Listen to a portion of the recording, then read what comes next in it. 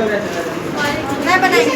الحمدللہ رب العالمین والعاقبۃ للمتقین ہم لوگ کا مت بنائیں گے. والصلاة والسلام علی سید الانبیاء والمرسلین وعلی آلہ وصحبہ اجمعین. اما بعد اعوذ باللہ من الشیطان الرجیم. بسم اللہ الرحمن الرحیم.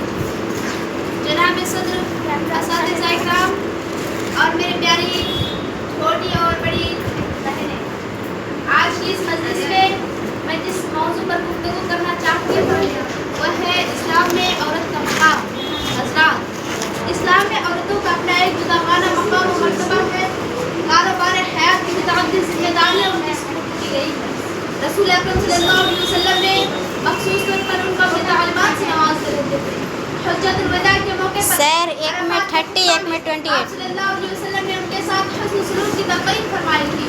ان تمام امور سے واضح طور سے پتہ چلتا ہے کہ ہر زمانہ میں خواتین لازمی توجہ کی مستحق ہے، اور خصوصاً موجودہ دور میں جبکہ مسلم عورتوں سے ان کی عزت و ناموس کو سلب کرنے، نیز ان کو مقام و مرتبہ سے گرانے کے لیے مخصوص طریقہ سے ان پر الغار کی جا رہی ہے اور ان کو نشانہ بنایا جا رہا ہے. آئیے قرآن و سنت کی روشنی میں ان کے مقام و مرتبہ کا جائزہ لیا جائے. قبل از اسلام اس وقت بالخصوص اور ہوئے زمین پر بسنے والے تمام انسان کی لوگوں زندگی بسر کر رہے تھے. ہدایت اور نجات کی راہ ناپید ہو چکی تھی. اس عہد میں عورتیں عرب معاشرہ میں سخت آزمائشی دور سے گزر رہی تھی. کچھ ایسے بھی تھے جو ان کی تربیت اور حفاظت سے دستبردار ہو کر انہیں ذلت و رسوائی کی زندگی گزارنے پر مجبور کر دیتے تھے. اس صورتحال کا نشہ کھینچتے ہوئے اللہ رب العزت ارشاد فرماتا ہے: وَإِذَا بُشِّرَ أَحَدُهُم بِالْأُنثىٰ ظَلَّ وَجْهُهُ مُسْوَدًّا وَهُوَ كَظِيمٌ يَتَوَارَىٰ مِنَ الْقَوْمِ مِنْ سُوءِ مَا بُشِّرَ بِهِ أَيُمْسِكُهُ عَلَىٰ هُونٍ أَمْ يَدُسُّهُ فِي التُّرَابِ أَلَا سَاءَ مَا يَحْكُمُونَ. ان میں سے جب کسی کو لڑکی ہونے کی خبر دی جائے تو اس کا چہرہ سیاہ ہو جاتا ہے اور دل ہی دل میں گھٹنے لگتا ہے کہ اس بری خبر کی وجہ سے لوگوں سے چھپا چھپا پھرتا ہے. سوچتا ہے کیا اس کو ذلت کے ساتھ لیے ہوئے پھرے ہیں یا اسے مٹی میں دبا دے. ہائے کیا برے فیصلے کرتے ہیں. دوسری جگہ ارشاد فرماتا ہے: وَإِذَا الْمَوْءُودَةُ سُئِلَتْ بِأَيِّ ذَنبٍ قُتِلَتْ. جب زندہ گاڑی ہوئی لڑکی سے سوال کیا جائے گا کہ کس گناہ کی وجہ سے وہ قتل کی گئی. اگر لڑکی زندہ دبور کیے جانے سے کسی طرح بچ جاتی تو اسے نہایت احاطہ تمیز زندگی گزارنی پڑتی تھی، خواہ اس کے اقربا کتنے ہی صاحب و دولت و ثروت کیوں نہ ہو اور وہ خود کتنے ہی غربت و محتاجگی کی زندگی کیوں نہ گزار رہی ہو.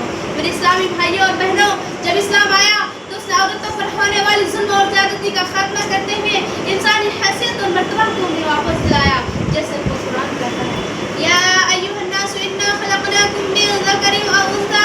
اے لوگوں، ہم نے تم سب کو ایک مرد اور ایک عورت سے پیدا کیا ہے.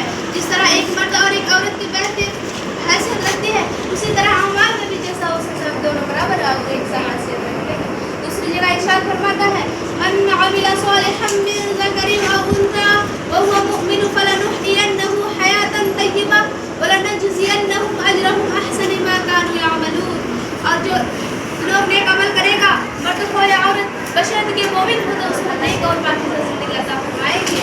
آج کے دور میں دشمنان اسلام بلکہ دشمنان انسانیت کفار اور منافقین میں ملی ہوئی عزت اور شرافت اور تحفظ سخت ناگوار معلوم ہو رہا ہے، کیونکہ یہ لوگ عورتوں کو تباہی و بربادی اور ہلاکت کی ایک ایسی جال میں پھنسانا چاہ رہے ہیں جہاں اپنے ہجان انگیز اور شہوتوں کو تسکین پہنچا سکے.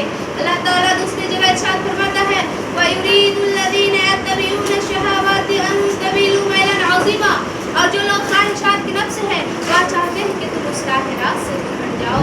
میرے اسلامی بھائیوں اور بہنوں، حد ہو گئی کہ بیمار دل اور کجرو مسلمان بھی خواتین کے تعلق سے ہی چاہتے ہیں کہ ان کے شائستان خواہشات اور شہوانی بیلانی رکھنے والے تاجروں کے شو روم میں ان کے سستے سامانوں کی طرح رکھا جائے، جو خریداروں کے سامنے نیب عوریا تاکہ ان کے خوبصورت لطف اندوز ہو سکے.